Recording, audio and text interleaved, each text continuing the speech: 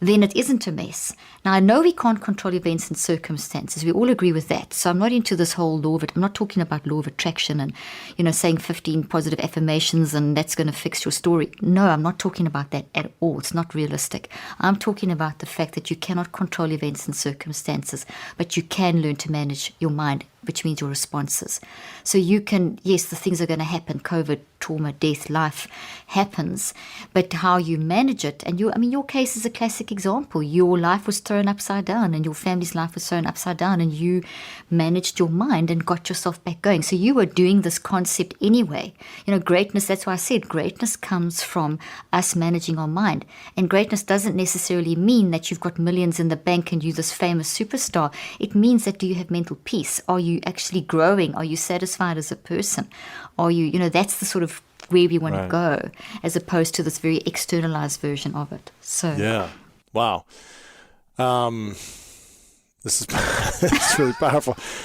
So how do we learn to manage our mind in response in a more positive way to the chaos, stress, traumas, dramas of life around us? Obviously we can maybe influence certain events to manifest in our life, but we can't control the things that are happening around us necessarily, just how we respond, like you said.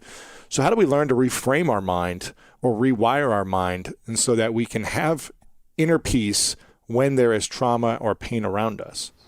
Brilliant question. It's a skill that we learn. So that's really nice to know. The sooner, it's never too late to start, but the sooner we start, the better. So I have 4 adult children. They learned this, they grew up with this stuff.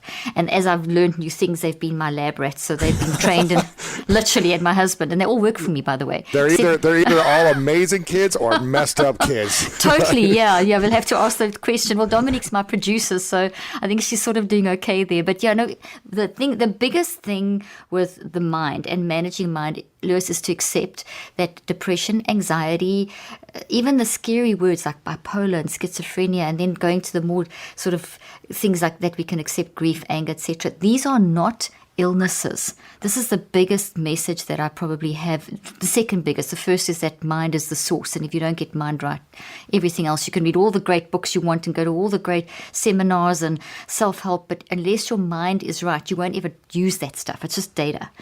And so there's another step missing, and it's understanding that autonomy, that sense of agency that we have to manage what's going on around us, and to accept part of mind management is not to make the bad stuff go away, but to know how to live in the bad stuff, because it's not going away. Insurance can be complicated, and that's why the Zebra was created. When you use thezebra.com, insurance finally feels like it's in black and white. No more confusion, just honest rates from real companies. The Zebra is the nation's leading insurance comparison site for car and home insurance. They can help you save money today. It's so easy. Go to thezebra.com and answer a few questions to compare accurate insurance quotes for free. And don't worry, the Zebra protects your personal information and makes sure there are no hidden fees or surprises along the way. The best part, you can secure your insurance from thezebra.com or over the phone from one of their licensed insurance agents. How much money can you save on car or home insurance? Visit thezebra.com/greatness. That's THEZEBRA.com/greatness for insurance in black and white. Microsoft Teams is helping Priority Bicycles reinvent the way they work. When the pandemic hit, the bike shop had to close their New York City showroom. They found a way to reopen by doing virtual visits on Teams. Now the team can meet with 2 or 3 times the number of customers than they could before, and people from all over the world can visit their showroom. Learn more about their story and others at Microsoft.com/Teams. So despair, anger, depression, anxiety, these are all completely normal responses. In fact, they're very helpful. They're helpful messengers and warning signals as opposed to being scary illnesses. They are not neuropsychiatric brain diseases like we've been told. They are actually responses. And because they are responses of our mind in the world, we use our brain and body to express them, because we've got the mind has to have the brain and body to build the thoughts, and then we use that to speak. We're using our physical to store what we've processed and to convert and then to speak. So obviously, if our mind's a mess, our brain and our body will be a mess. But because our brain's neuroplastic, and if we manage our mind, we can change our brain. We can change our DNA. Literally, that's what I've shown in my research. You can literally change your DNA, your blood markers, literally. If you change your mind?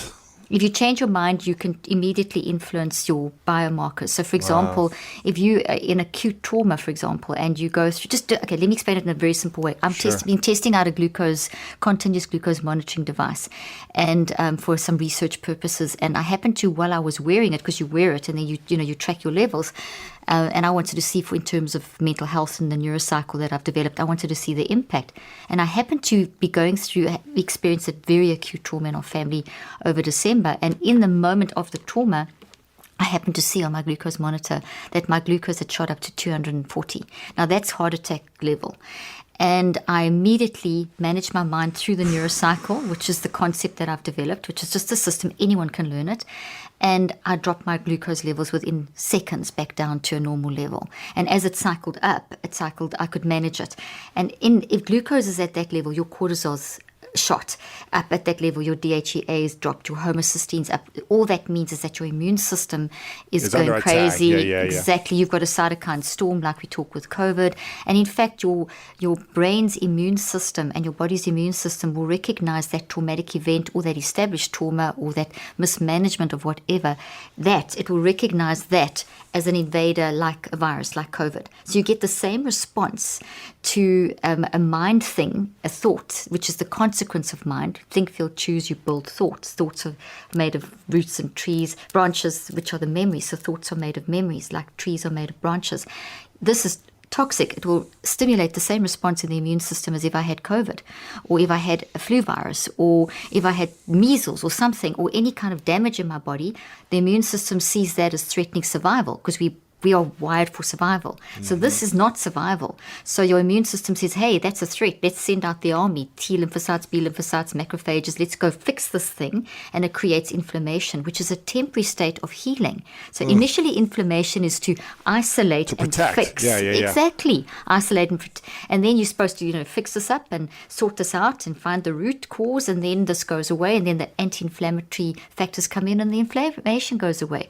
But if we don't deal with the stuff, and we don't deal with our past traumas, and we don't deal with those patterns in our life that we are enacting, like the constant arguments, or these certain, we all have these toxic patterns. No one's immune. We all, and the signals of those are things like depression and anxiety, and those are simply telling you, hey, there's a pattern. It's either a trauma-based pattern, or it's a toxic habit you've developed, but that pattern is actually putting your body under tremendous stress, even to the point where your DNA is affected. And I showed in my research that, if you think of the DNA ladder, if you pull out a chromosome, it looks like an X. And where you see my fingernails, pink fingernails, for those of you that are listening, the pink fingernails would then represent what we call telomeres. And telomeres are a proxy for how you are managing your mind. Very interesting. Aren't they also based on how long you'll live as well? If the telomeres are longer? Exactly. Yeah. Totally correct. So those are under attack and dying. You're probably physically going to die as well. Exactly. That's exactly what I showed. So we had subjects at the beginning of in my clinical trial that I put in this book. We had subjects, and I've actually got a picture of this person's, one of the subjects' brains. This is looking inside their brain, and the blue represents someone who's totally depressed, flatline, brain flatline, literally.